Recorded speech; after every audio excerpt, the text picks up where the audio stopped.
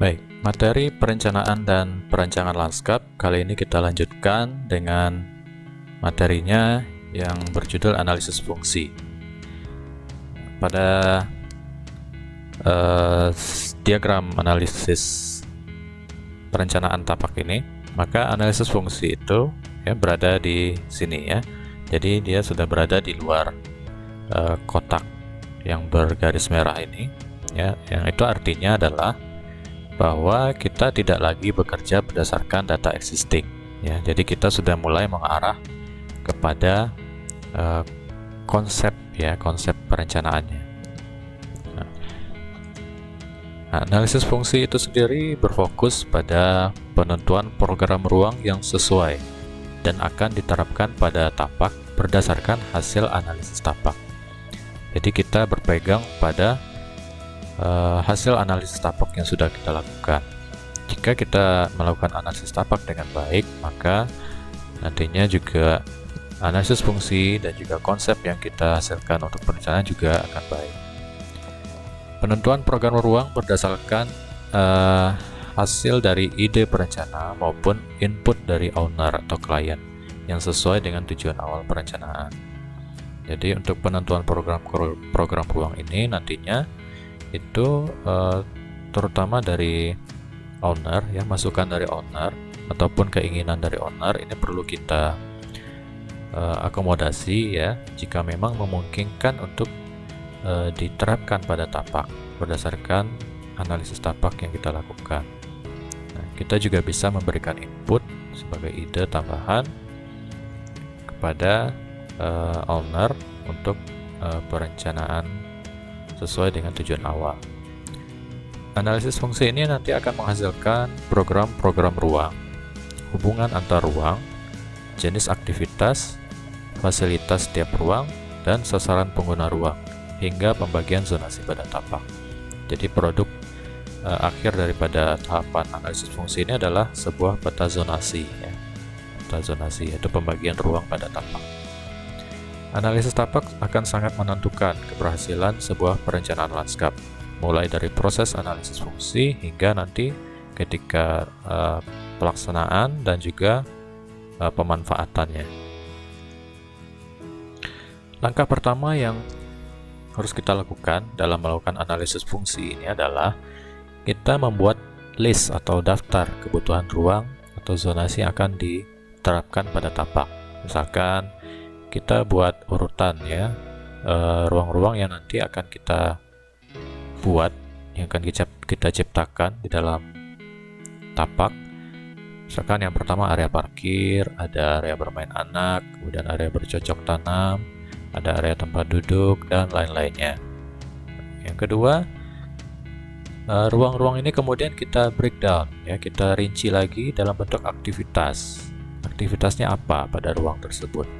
Misalkan yang pertama area parkir, tentunya aktivitasnya adalah kegiatan memarkirkan kendaraan. Kemudian pada area bermain anak, aktivitasnya bisa berlari, bisa bermain perosotan, bermain ayunan, dan sebagainya ya. Kemudian area bercocok tanam, aktivitasnya mungkin menanam sayuran, mencuci tangan, mencuci peralatan, dan sebagainya. Jadi setiap ruang yang sudah kita pilih itu kemudian kita jabarkan bentuk aktivitasnya apa. Selanjutnya adalah kita menjelaskan pada setiap aktivitas dan ruang tersebut itu digunakan oleh siapa dan waktu penggunaannya kapan.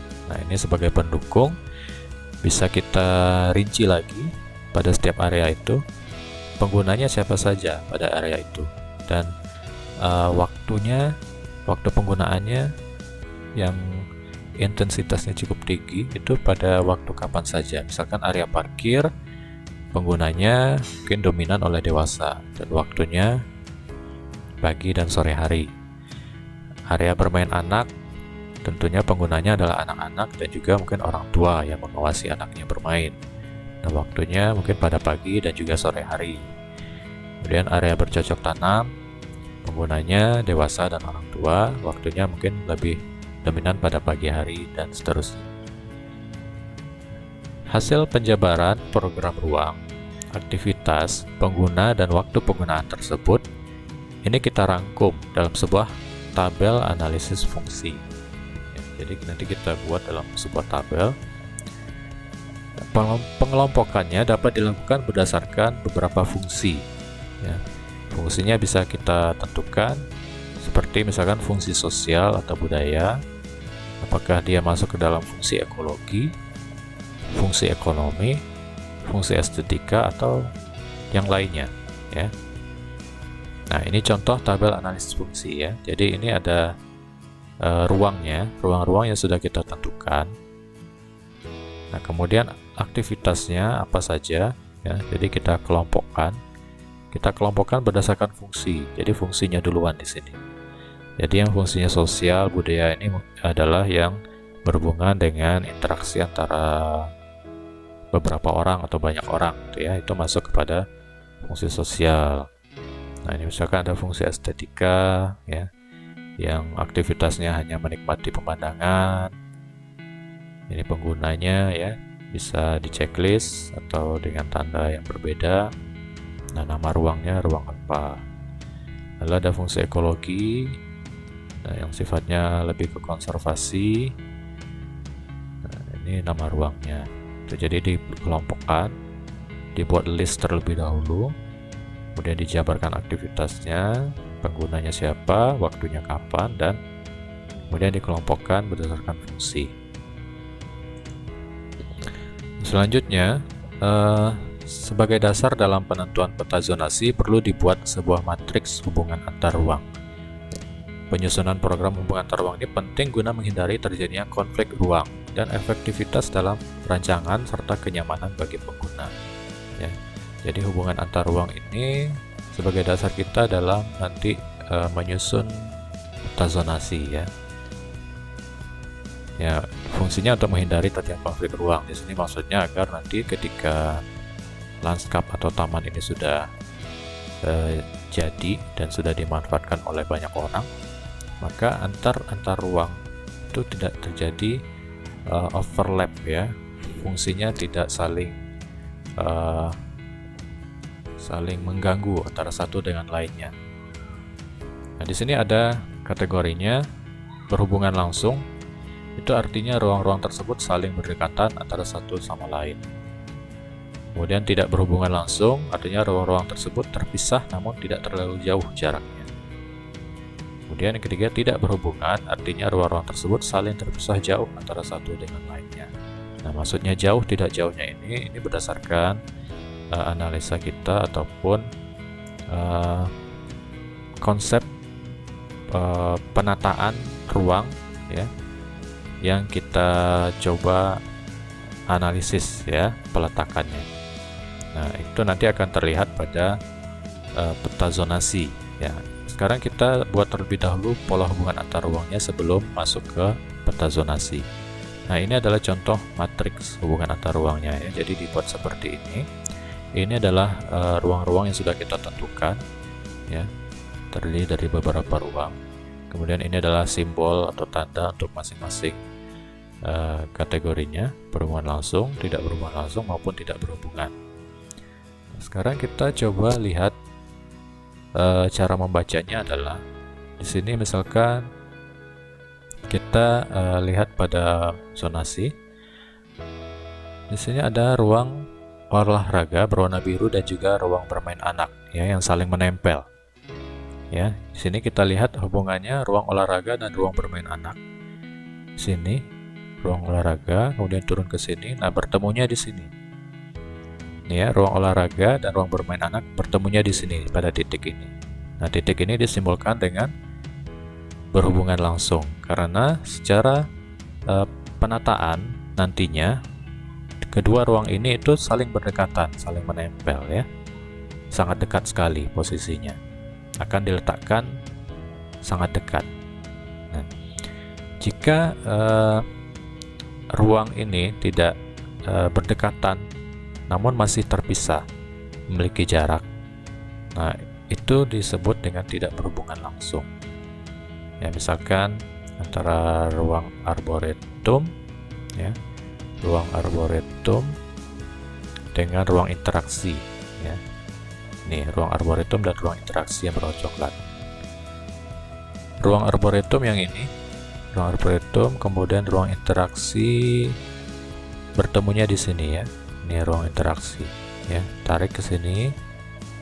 Nah, bertemu di sini dengan ruang arboretum. Nah, simbolnya tidak berhubungan langsung karena dia masih berdekatan, hanya dipisahkan oleh ruang olahraga ya yang berwarna biru. Namun jika yang tidak berhubungan ini tentu nanti penataan ruangnya itu mereka terpisah cukup jauh ya letaknya secara posisi. Contohnya misalkan area arboretum dengan ruang service ya, ini letaknya sangat berjauhan ya. Arboretum dan service letaknya berjauhan. Nah, jadi yang sangat jauh sekali jaraknya itu kita kategorikan hubungan ruang yang tidak saling berhubungan. Kemudian setelah kita buat hubungan antar ruang, maka kita lanjutkan dengan membuat tabel kebutuhan ruang. Di sini fungsinya adalah untuk memperinci fasilitas-fasilitas apa saja yang diperlukan dalam setiap ruang tersebut. Nah, jika tadi kita sudah menentukan ruang-ruang apa saja yang dibutuhkan, maka di sini dijabarkan fasilitas yang nanti akan dipakai ataupun yang akan dibutuhkan pada ruang tersebut. Misalkan pada area penerimaan, tentunya ada nanti pintu gerbang, ada signage, ya, ada lahan parkir, pos jaga, bolar, ya, dan sebagainya. Kemudian di sini bisa kita jabarkan lagi kapasitasnya, ya. Pintu gerbangnya ini untuk kendaraan roda 4 atau roda 2. Ya. Signage-nya ukurannya berapa, ya. Pos jaga untuk berapa orang kapasitasnya. Kemudian ini ada jumlahnya, unitnya, ini satuannya. Nah, kemudian ada standarnya. Jika kita punya standar, standarnya bisa didapatkan dari berbagai sumber, baik time saver maupun dari standar Kementerian Pekerjaan Umum atau lainnya, bisa kita gunakan sebagai standar acuan ya. Dan nanti standar ini bisa kita modifikasi. Nah, kemudian ini standar ini nanti untuk menentukan besaran kebutuhan ruang yang akan kita gunakan ketika nanti akan merancang ya atau mendesain. Juga dengan sirkulasi yang terdiri dari jogging track dan jalur sepeda, kapasitasnya untuk berapa ya, jumlahnya berapa, lebarnya berapa. Dan ini bisa kita jabarkan pada tabel kebutuhan ruang. Nah, yang terakhir adalah hasil dari analisis fungsi ini adalah berupa zonasi ya. Jadi utamanya adalah sebuah zonasi ruang. Jadi peta zonasi ini menjelaskan secara spasial, secara keruangan, pembagian dan posisi ruang-ruang yang ada pada tapak nanti. Ya, jadi zonasi menjadi dasar pengembangan ruang dan pertimbangan dalam menerapkan konsep perencanaan. Nah, ini adalah hasil zonasi ya, berdasarkan analisis fungsi yang sudah kita buat dan juga analisis tapak, maka kita sudah berhasil membuat sebuah konsep penataan ruang ya. Nah, jadi ini secara umum masih berupa simbol-simbol ya, berupa bulat-bulatan ya, dengan perbedaan warna yang menandakan perbedaan masing-masing ruang di sini. Nah, ini memperlihatkan posisi ruangnya nanti di mana.